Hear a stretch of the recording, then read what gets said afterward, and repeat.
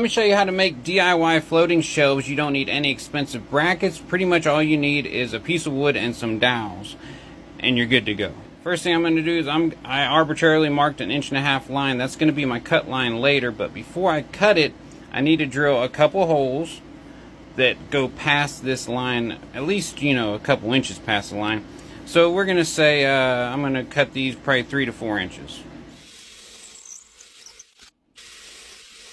Now that my holes are drilled through, I'm going to go ahead and cut this line. If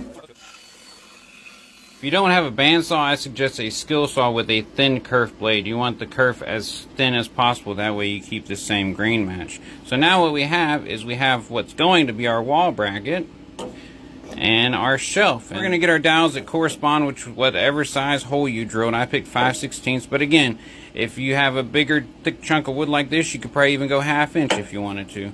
The bigger the dowel, the stronger the shelf is going to be. Anyways, we're going to put our dowels in here and make sure that we go the same length of the hole we drilled, if not a smidge less. So at this point, you should have your dowels glued in, and yes, you should use wood glue. I just use super glue because I'm just going to show you this and then throw this bitch away. But there is one more step, and that is we need to drill holes on this piece going that way, because that's how you're going to attach it to the wall. So ideally, you need a minimum width on your shelf of minimum 16 inches to at least hit 2 studs.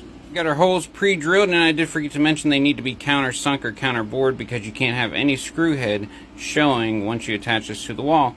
So let's do that next. This is going to be our fake wall, my messy ass workbench. I'm going to screw it right into that sucker. You got your bracket screwed into the wall into studs, and you're going to take your shelf piece that already has the holes in it you drilled. Make sure your grain is aligned the same. It has to be, or else this won't work very well.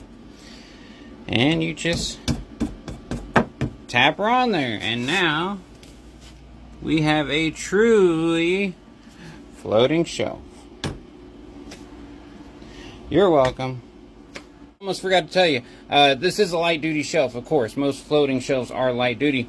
But if you do want to add some strength, instead of using the wood dowel across here, cut the head off a bolt or find you some steel rod and you can use that instead of wood. Helps with strength dramatically.